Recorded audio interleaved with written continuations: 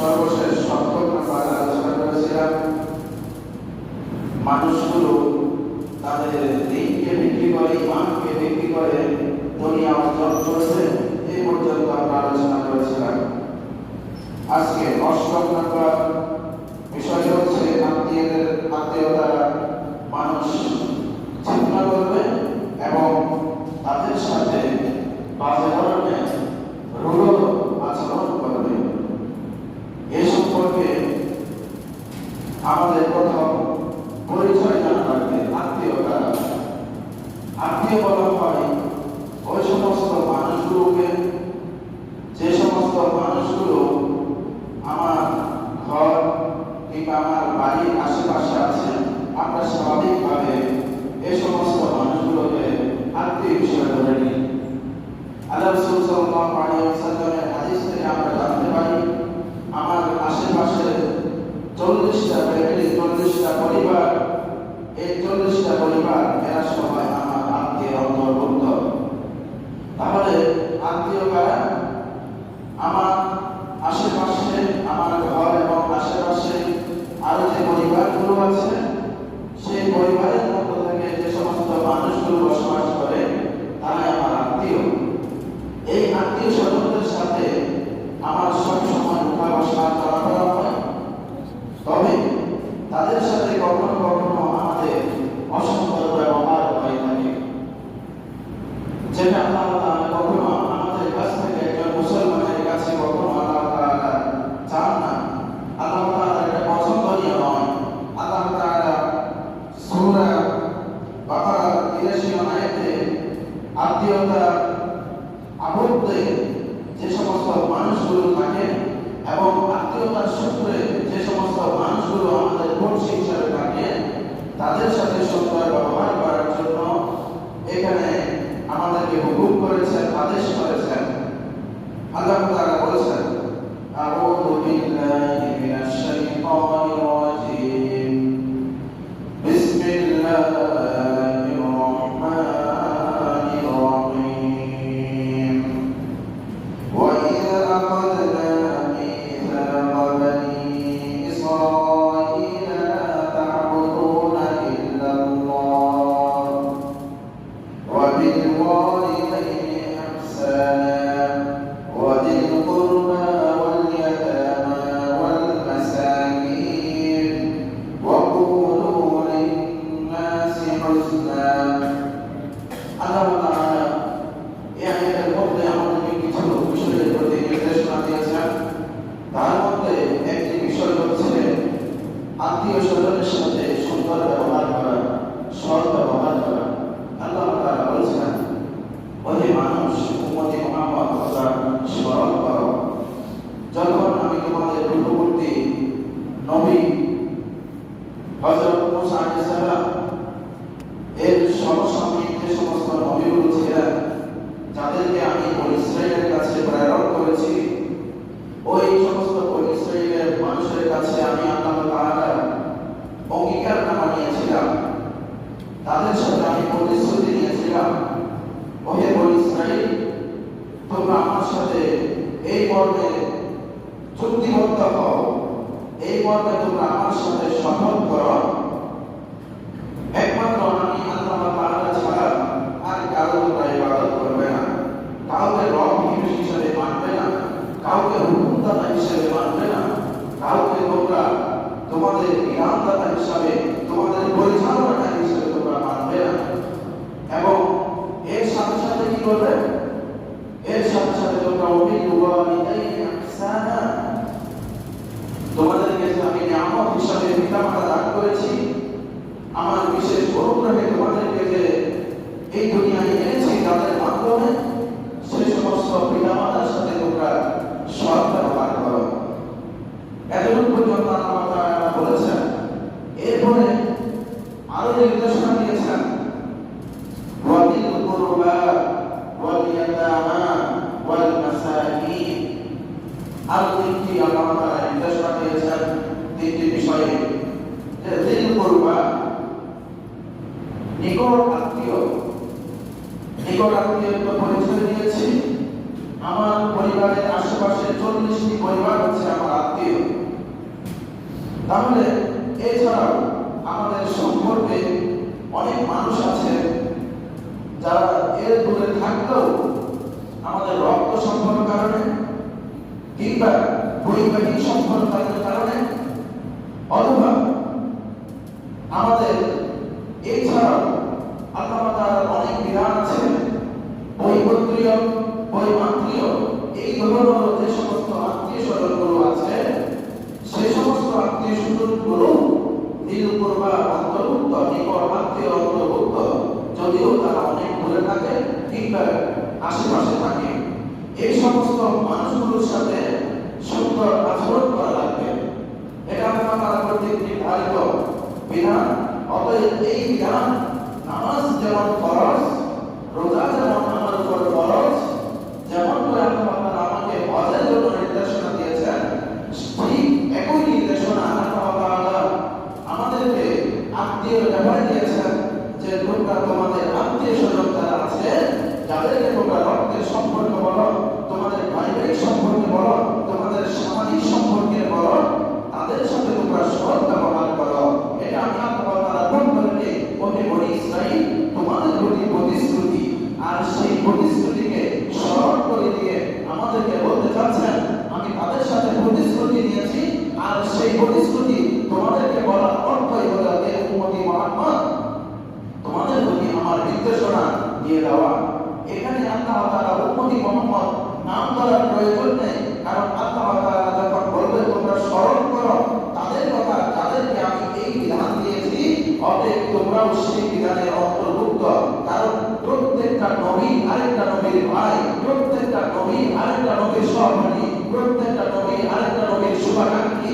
অতএব একজন শুভাকাঙ্ক্ষীকে যেমন আঘাত করলে, একজন সহপাঠীকে যেমন আঘাত করলে, একজন ভাইকে যেমন আঘাত করলে আমার হৃদয় যেভাবে চলে, আমাকে যেমন কষ্ট দেয়, তেমনি একজন নবীর প্রতি নির্দেশনা যা আছে তা যদি আমার উপর পালন করা অসম্ভব হয় কিংবা আমার পালন করতে কষ্ট হয়, তাহলে মনে রাখতে হবে সেই নবীর প্রতি আমি বিদ্রোহ করেছি, সেই নবীর বিধানের প্রতি আনিত বিধানের প্রতি আমার মন মস্তিষ্ক ভালোবাসা সুন্দরভাবে না থাকার কারণে প্রকৃত মুমিন হিসাবে আমি অন্তর্ভুক্ত হতে পারবো না। এটাই আল্লাহ তাআলা এখানে আমাদেরকে নির্দেশনা দিয়েছেন, ওয়াদিল কুরবা তোমরা তোমাদের নিকট আত্মীয় যারা আছে তাদের সাথে সুন্দর ব্যবহার করো।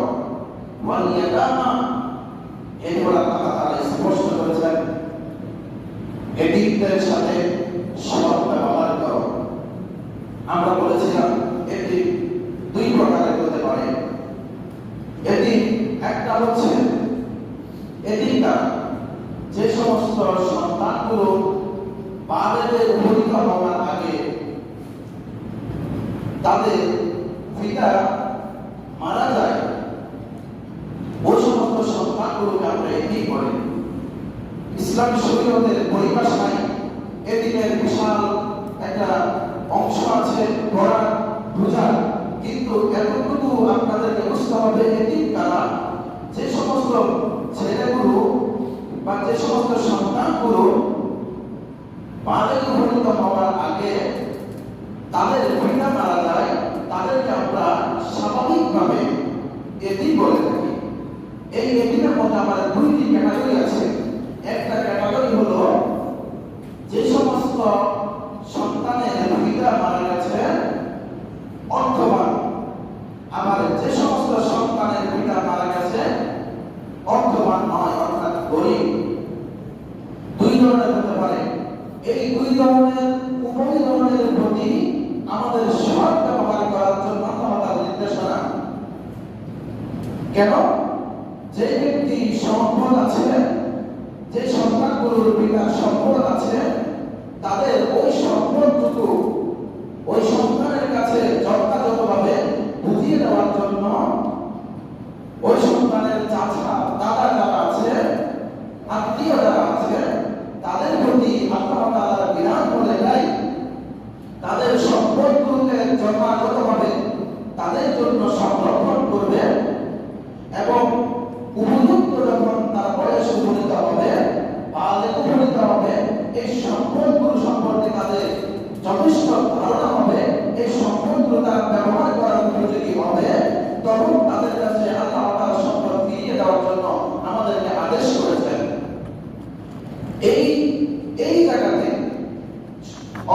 সন্তান পেয়ে যদি তাদের সম্পদগুলোকে যদি আমরা গ্রাস করে ফেলি, 6 নয় বুঝ দিয়ে তাদের সম্পদগুলোকে যদি আমরা নিয়ে ফেলি কিংবা নিজেদের করাইতে নিয়ে ফেলি, তাহলে সেটা তাদের সাথে সৎ ব্যবহার হবে না, তাদের সাথে জুলুম হবে, অসৎ ব্যবহার হবে। এই ব্যাপারে আল্লাহ তাআলা বলছেন তাদের সাথে এই এতিম সন্তানদের সাথে এই দুই প্রকারের কোন প্রকারের এতিম সন্তানের সাথে তোমরা অসৎ ব্যবহার, অন্যায় আচরণ তোমরা করিও না। এরপরে যদি গরিব সন্তান হয়, যেটা এতিম হয়েছে, গরিব ঘরের সন্তান যদি এতিম হয়, তাহলে তার প্রতি দায়িত্ব আবার ভিন্ন রকম। তাকে তার ভরণ পোষণের ব্যবস্থা যাতে হয়, সে যাতে পথের শিশুর মতো গলিতে গলিতে ঘুরে বেড়ানো, কান পক্ষীর মতো সে যেন এদিক সেদিক হয়ে না যায়। আমরা যারা বিদ্যমান আছি, আমরা যারা আত্মীয় স্বজন আছি, আমাদের প্রতি তখন তাদের জন্য কর্তব্য হয়ে দাঁড়ায় ওই সমস্ত সামর্থ্যহীন এতিম সন্তানদেরকে লালন পালন, ভরণ পোষণ, তারা যাতে যথাযথ তাদের খাদ্য, তাদের সংস্থান, তাদের শিক্ষা, চিকিৎসা, এই বিষয়গুলো যাতে তারা বাস্তবিক পক্ষে অর্জন করতে পারে, আমি আত্মীয় হিসাবে তাদের প্রতি আল্লাহ তাআলার পক্ষ থেকে এটা নির্দেশনা যেন আমি তাদেরকে এই ব্যাপারে যতটুকু সামর্থ্য আছে ততটুকু সামর্থ্য দিয়ে যেন তাদেরকে দেখাশোনা করি। তাহলে এতিমদের ব্যাপারে আল্লাহ তাআলা এখানে আমাদেরকে স্পষ্ট করেছেন সৎ ব্যবহারের জন্য। ওয়াল মাসাকিন, মিসকিনদের ব্যাপারে বলেছেন। এতিম এবং মিসকিন এই দুটার মধ্যে আবার পার্থক্য আছে। সেই পার্থক্যের দিকে আমরা যাচ্ছি না। মিসকিন কারা? এতিমের ঘর বাড়ি কিছু থাকে, সম্পদের মধ্যে কিছু না কিছু থাকে, কিন্তু যারা মিসকিন বলা হয়, যারা মিসকিনের অন্তর্ভুক্ত, ওই সমস্ত মানুষের সম্পত্তি বলতেই একেবারে শূন্য, থাকার বাসস্থান বলতে একেবারে শূন্য। অর্থাৎ তাদের সম্পত্তি এমন পর্যায়ে যে তারা আজকের দিন খাওয়ার পরে কালকের দিনের জন্য ফিকির করতে হয়, কি খাবে না খাবে চিন্তা করতে হয়।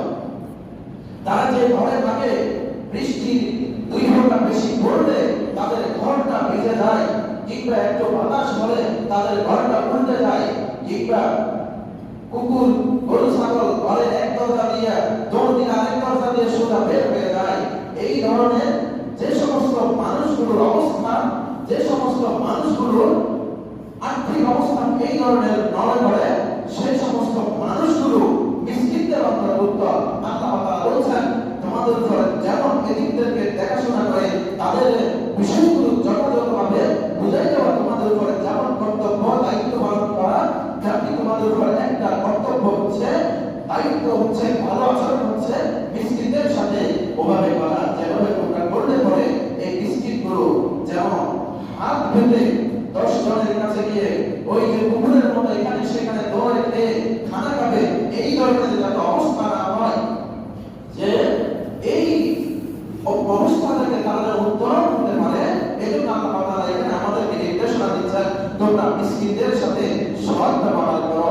ওয়াকুলু লিন-নাসি হুসনা, এরপর আল্লাহ তাআলা বলছেন তোমরা তোমাদের চলতি পথে জীবনে যতটুকু হায়াত পাও, যতটুকু তোমাদের মুআশারাত মুআমালাত হয়ে থাকে মানুষের সাথে উঠা বসা লেনদেনের ক্ষেত্রে প্রতিটা বিষয়ে তোমরা মানুষের সাথে উত্তম ব্যবহার করো, সুন্দর আচরণ করো, কখনো অন্যায় গর্হিত আচরণ, মানুষ দুঃখ পায়, কষ্ট পায়, এই ধরনের আচরণ তোমরা করিও না। এটা ছিল সূরা বাকারা 83 নং আয়াতে আমাদেরকে আল্লাহ তাআলা নির্দেশনা যে আমরা মানুষের সাথে সৎ ব্যবহার করব। কারণ কিয়ামতের আগে মানুষগুলো মুখ এমন অসুন্দর হয়ে যাবে, জবান এমন অসুন্দর হয়ে যাবে, ব্যবহার এমন অসুন্দর হয়ে যাবে, যে ব্যবহারের কারণে একজন মানুষ আরেকজন মানুষকে কষ্ট দিবে, মনে ব্যথা দিবে। এই অসুন্দর আচরণ থেকে যাতে আমরা ফিরে আসতে পারি, এজন্য আল্লাহ তাআলা আমাদেরকে কোরআনের মাধ্যমে নির্দেশনা দিয়েছেন। এবার হাদিস থেকে জানুন, আল্লাহ রাসূল সাল্লাল্লাহু আলাইহি ওয়াসাল্লাম এর হাদিস হযরত আবু হুরায়রা রাদিয়াল্লাহু তাআলা আনহু হতে বর্ণিত। عن أبي هريرة رضي الله تعالى عنه قال قال رسول الله صلى الله عليه وسلم من كان يؤمن بالله واليوم الآخر فلا يؤذي جاره متفق عليه। হযরত আবু হুরায়রা রাদিয়াল্লাহু তাআলা আনহু হতে বর্ণিত, তিনি বলেন রাসূল সাল্লাল্লাহু আলাইহি ওয়াসাল্লাম ইরশাদ করেছেন, যেই ব্যক্তি তোমাদের মান কানা ইউমিনু বিল্লাহ, তোমাদের মধ্যে যেই ব্যক্তি ইউমিনু বিল্লাহ আল্লাহ তাআলার প্রতি ঈমান আনে, অর্থাৎ আল্লাহ তাআলাকে রব হিসেবে মানে, এবং ওয়াল ইয়াউমিল আখির, কিয়ামত দিবসকে, পরবর্তী জীবনকে যারা বিশ্বাস করে, তাদের জন্য একটি কর্তব্য হচ্ছে ফালা ইউদি জারাহু, সে যেন তার প্রতিবেশীকে কষ্ট না দেয়, সে যেন তার প্রতিবেশীকে কষ্ট না দেয়। তাহলে এখানে কি করা হয়েছে? হাদিসের মাধ্যমে প্রতিবেশীকে কষ্ট দেওয়ার প্রতি নিষেধাজ্ঞা দেওয়া হয়েছে। প্রতিবেশীকে সুন্দরভাবে আচরণ করে তাদের প্রতি সহজ সরল ভালোবাসাময় আচরণ করে তাদের মন জয় করার জন্য এখানে হাদিস থেকে আমাদেরকে বলা হয়েছে।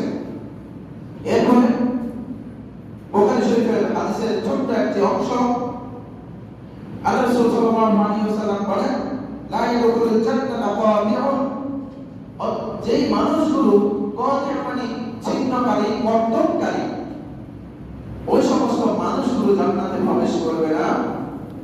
যে সমস্ত মানুষগুলো আত্মীয়তার সম্পর্ক ছিন্ন করে, অর্থাৎ প্রতিবেশীর সাথে উঠা বসা, লেনদেন, আচার ব্যবহার, ব্যবসা বাণিজ্য কিংবা অন্য কোনো বিষয়ে তার মুআমালা মুআশারা, উঠা বসা এবং তার কর্মপরিধিতে হয়তো তাদের সাথে মিল হয় নাই, কিংবা তাদের সাথে মতের মিল হয় নাই, কাজের মিল হয় নাই, এই জন্য সে কি করলো?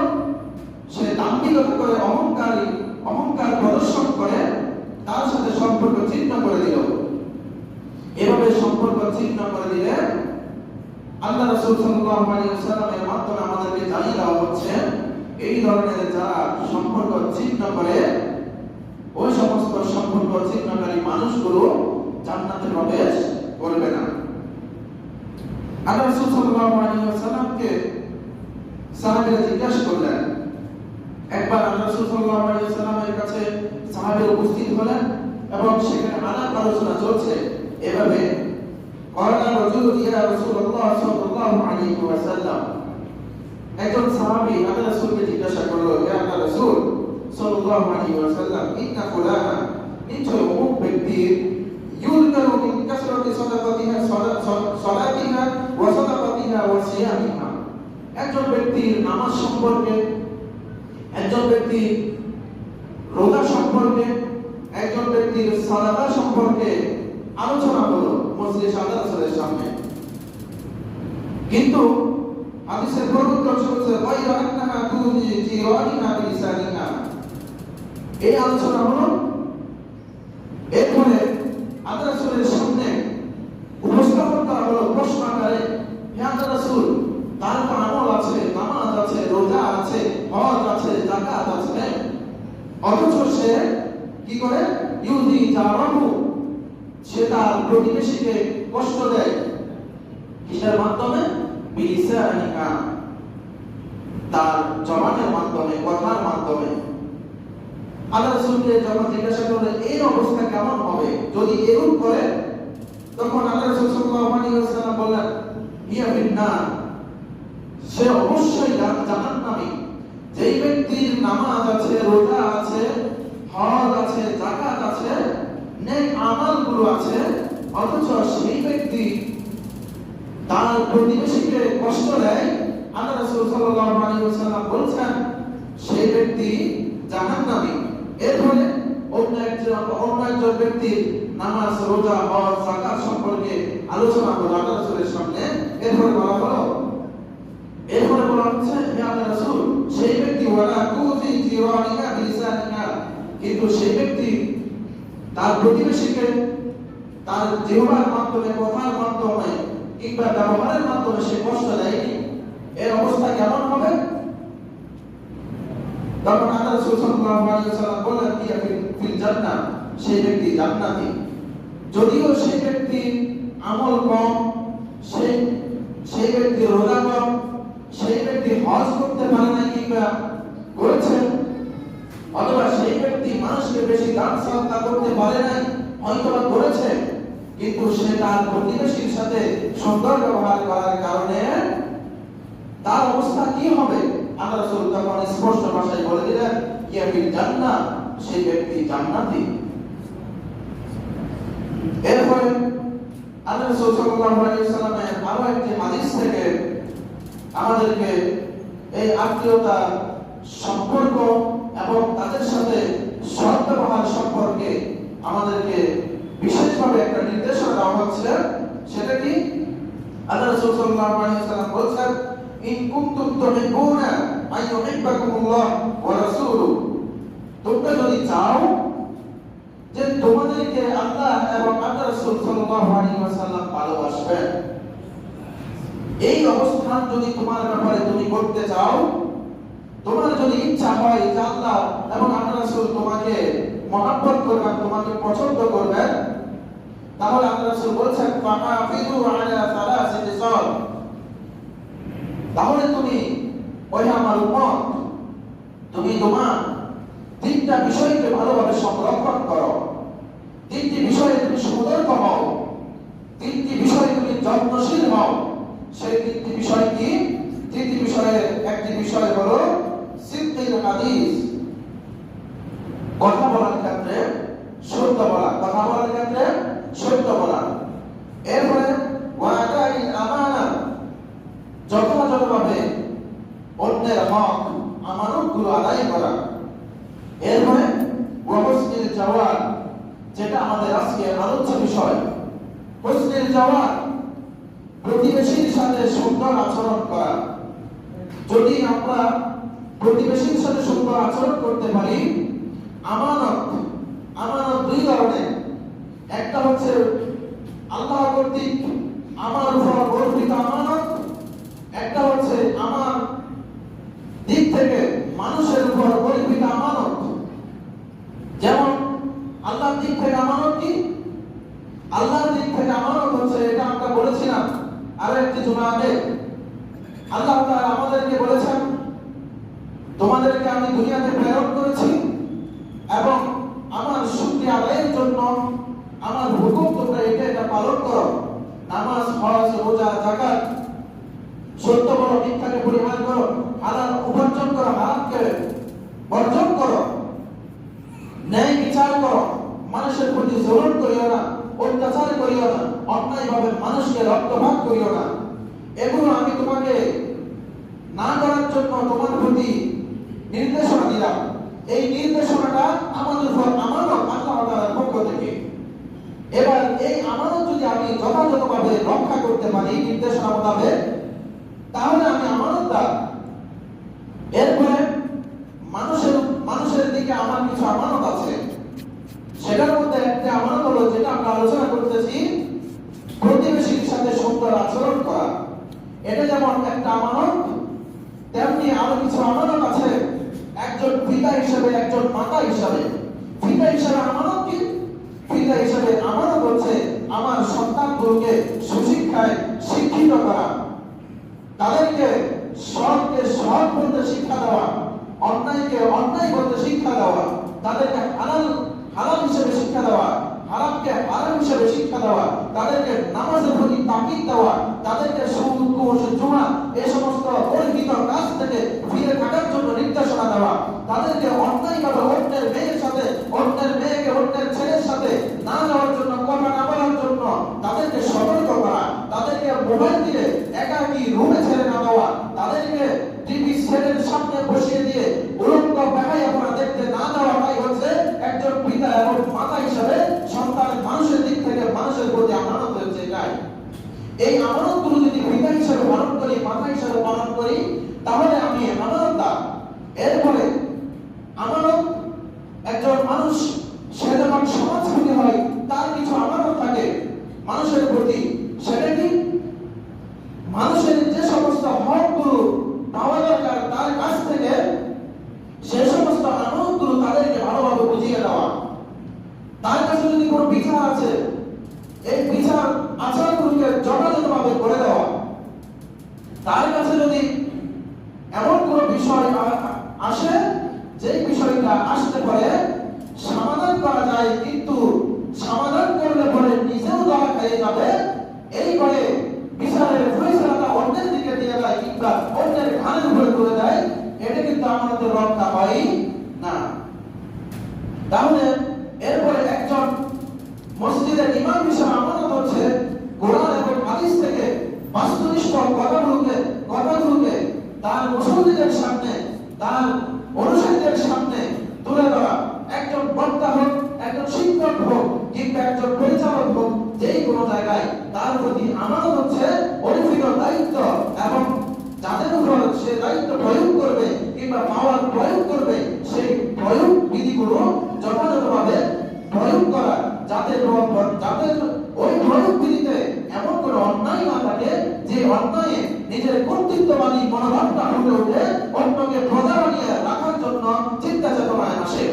এরপরে রাষ্ট্রপ্রধানের দায়িত্ব হচ্ছে রাষ্ট্রটাকে এমন ভাবে পরিচালনা করবে যেভাবে পরিচালনা করলে পরে রাষ্ট্রের একদম নিম্ন বর্ণের মানুষ থেকে উচ্চ বর্ণের মানুষ পর্যন্ত, সহজ সরল মানুষ থেকে শিক্ষিত মানুষ সবাই যেন সন্তুষ্টজনক ভাবে তার বিধিবিধানগুলো মানতে পারে, কাউকে চাপিয়ে দিয়ে অন্যায় ভাবে কোনো আবদার যাতে সে পূরণ না করে। এগুলি হচ্ছে আমানত, এগুলি হচ্ছে বান্দার দিক থেকে এবং আল্লাহর দিক থেকে আমানত। এরপরে হাদিসের শেষ হচ্ছে আল্লাহ রাসূল সাল্লাল্লাহু আলাইহি ওয়াসাল্লাম বলেছেন, ফাইনা আযাল যে ব্যক্তি প্রতিবেশীকে কষ্ট দেয়, ইয়াকুলুল হাসানাত, সেই ব্যক্তি প্রতিবেশীকে কষ্ট দেওয়ার জন্য পাঠায়। এই ইয়াকুল শব্দের অর্থ হচ্ছে মোচন করে দেওয়া। আমরা যেটাকে বলি ফিনিশ করে দেয়, ভেনিশ করে দেয়, জ্বালিয়ে দেয়, ভস্মীভূত করে দেয়, সেটার আরবি হচ্ছে ইয়াকুল। এখানে যে ব্যবহৃত শব্দটা, এই ইয়াকুল হাসানাত দ্বারা বলা হচ্ছে তার যে সমস্ত নেক আমলগুলো রয়েছে, সেই নেক আমলগুলো প্রতিবেশীকে কষ্ট দেওয়ার মাধ্যমে ধ্বংস হয়ে যায়, তার আমলনামা থেকে বেরিশ হয়ে যায়, তার আমলনামা থেকে উঠে যায়, নষ্ট হয়ে যায়, ফুলে জারকার হয়ে যায়। কামা ওই রূপে নষ্ট হয়, ওই রূপে ধ্বংস হয়। তারপর শামসা, যেভাবে সূর্য জ্বালিয়ে দেয় আল জালিল বরফ খণ্ডকে, প্রচন্ড সূর্যের তাপে আপনি একটি আইসক্রিমকে রোদের মধ্যে যখন ধরবেন কিংবা রোদের মধ্যে রেখে আসবেন, সেই আইসক্রিমটা কিংবা সেই বরফ খণ্ডটা আর বরফ থাকবে না, সেটা কিসে পরিণত হয়ে যাবে? পানিতে পরিণত হয়ে যাবে। অর্থাৎ তাকে আপনি যেই রূপে রেখেছেন সেই রূপে থাকবে না, সে অন্য রূপে রূপান্তরিত হয়ে যাবে। অতএব যেই ব্যক্তি তার প্রতিবেশীকে কষ্ট দেয়, সেই ব্যক্তি তার আমলনামাগুলোকে ওইভাবে ধ্বংস করে, ওইভাবে ভ্যানিশ করে দেয়, অস্তিত্বটাকে নষ্ট করে দেয়, যেভাবে একটা বরফ খণ্ড হিসেবে থাকে, সেটা যেভাবে সূর্যের কিরণে, সূর্যের তাপে গলে যেভাবে পানিতে পরিণত হয়, ঠিক অনুরূপ ভাবে একজন মানুষের ভালো আমলগুলোকে তার প্রতিবেশীকে কষ্ট দেওয়ার ফলে এভাবে তার আমলনামা থেকে এগুলো এভাবে ঝরে যায়। আল্লাহ তাআলা যেন আমাদেরকে প্রতিবেশীর হক আদায় করে তাদের সাথে সুন্দরভাবে ব্যবহার করার তৌফিক ইনায়াত করেন, আমরা বলি আমিন। এটা ছিল ৮ম নাম্বার। ৯ম এবং ১০ম, ৯ এবং ১০ ইনসাফ উঠে যাবে। কিয়ামতের আগে মানুষের মাঝে ইনসাফ উঠে যাবে, আদর উঠে যাবে, ন্যায়পরায়ণতা উঠে যাবে। আমরা যেটাকে বলি ইনসাফ করো, ইনসাফ শব্দটা আরবি। এই ইনসাফের বাংলা অর্থ হচ্ছে ন্যায়। কোন ধরনের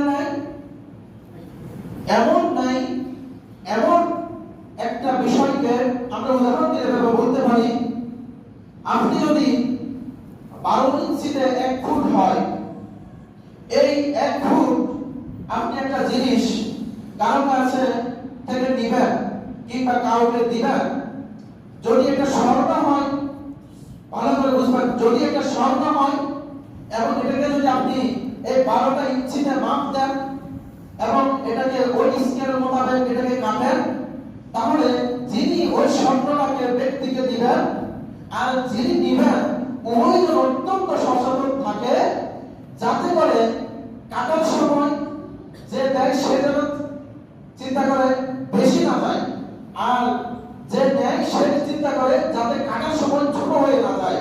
তাহলে এটা কি বোঝায়?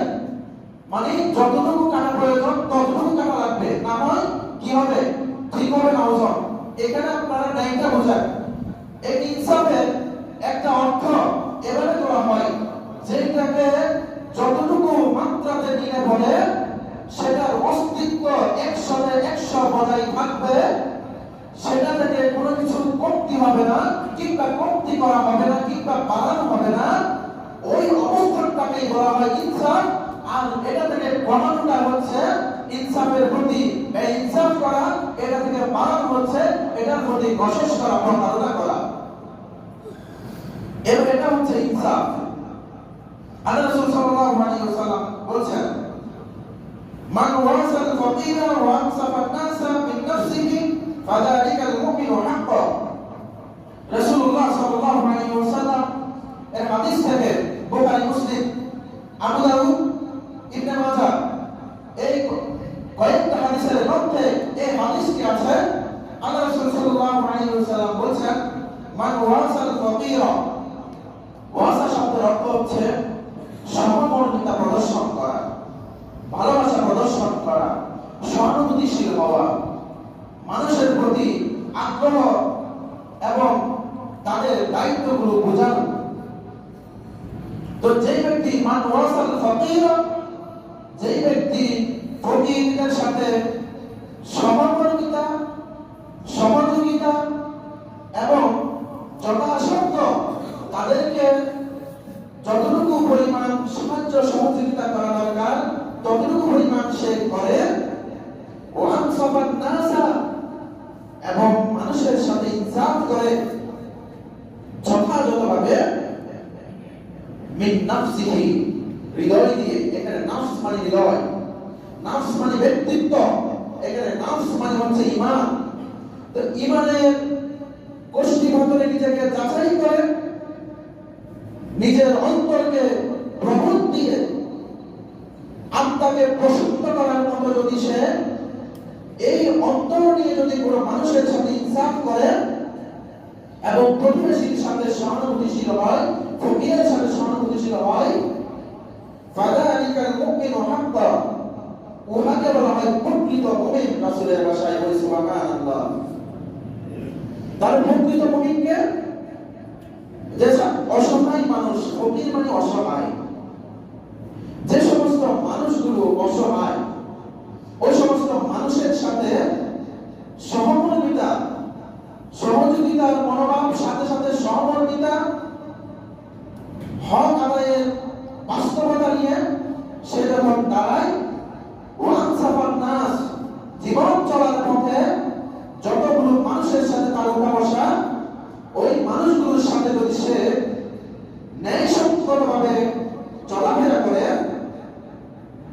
তাহলে ফাযালিকা, উহাই হবে এমন একটা ঈমান যেটা আল্লাহ রাসূলের পক্ষ থেকে বলা হচ্ছে ঈমানের শর্ত, ঈমানের কথা সেখানে পরিপূর্ণ।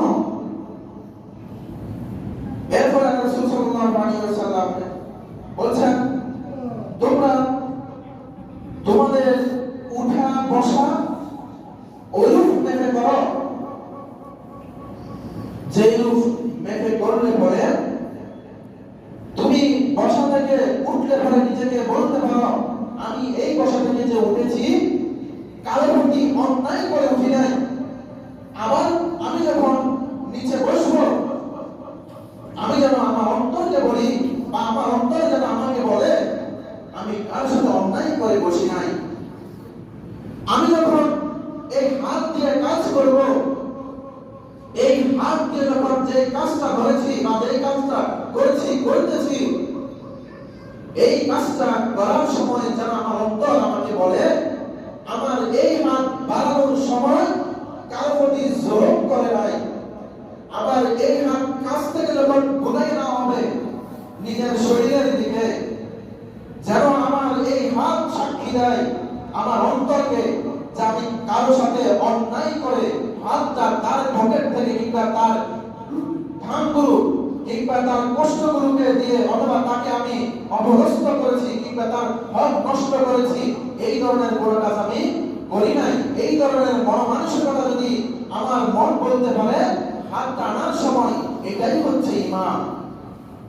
এরপর বলা হচ্ছে, তুমি যখন অর্থাৎ আমি যখন আমার পাটা সামনের দিকে বাড়াবো কিংবা ডানে বাড়াবো কিংবা বামে বাড়াবো কিংবা পিছনে নিয়ে যাব, প্রত্যেকটা কদম সামনে পিছনে উপরে যেই দিকে আমার কদম যাবে, সেই কদম যাওয়ার সময় যেন আমার অন্তর আমাকে বলে, আমি যে সামনের দিকে কদমটা দিয়েছি এই কদমটা কারো প্রতি জুলুম করে নাই, কিংবা আমার কদমটা পিছনে গিয়েছে কারো প্রতি জুলুম করে যায় নাই, আমার কদমটা ডান পাশে গিয়েছে কারো প্রতি জুলুম করে যায় নাই, আমার কদমটা বাম পাশে গিয়েছে কারো প্রতি জুলুম করে যায় নাই।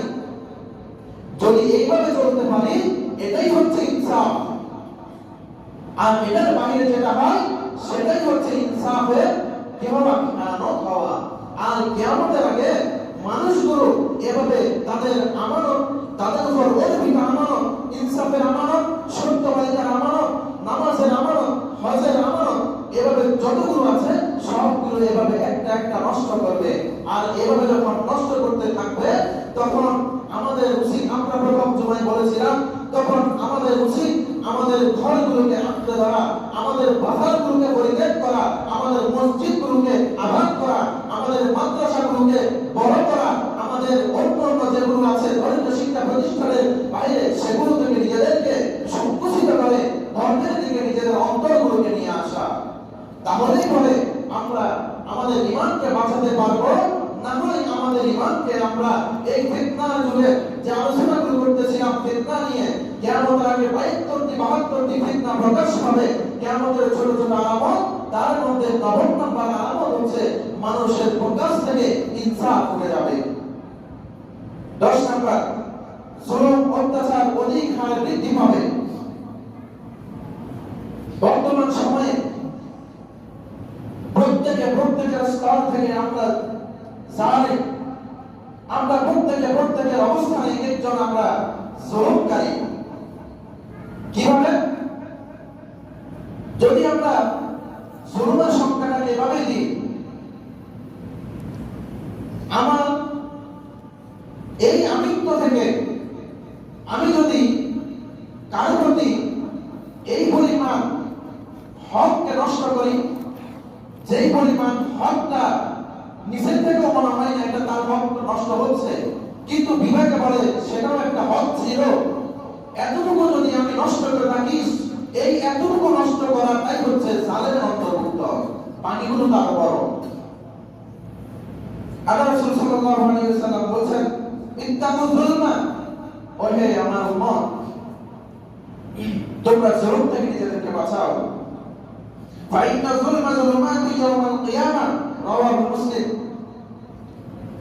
কেননা জুলুমকারী যে ব্যক্তি জুলুম করে, সেই ব্যক্তি তার জুলুমের কারণে হাসরের ময়দানে নিজেকে অত্যন্ত অন্ধকার অবস্থায় উত্তীর্ণ করবে। অর্থাৎ জুলুমকারী ব্যক্তি হাসরের ময়দানে বিভীষিকা, অন্ধকারময় এক বিভীষিকা, ভয়ঙ্কর একটা রজনী যেমন মানুষের কাছে একেবারে জান বের হয়ে যাওয়ার উপক্রম হয়, এর চাইতে হাজার গুণ বিভীষিকাময় অন্ধকার জান যাওয়ার উপক্রম হয়, এই ধরনের অন্ধকার বিভীষিকাময় একটা অবস্থানে সে কিয়ামতের ময়দানে উঠবে।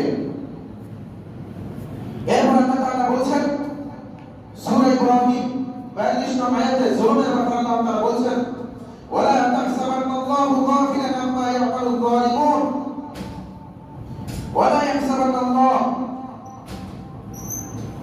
এখানে আশ্চর্যের একটি বিষয় আল্লাহ তাআলা এখানে বলেছেন। আল্লাহ তাআলা, আমরা মনে করি আমরা যে কাজগুলো করি আল্লাহ তাআলা মনে হয় সেই হিসাবটা রাখেন না।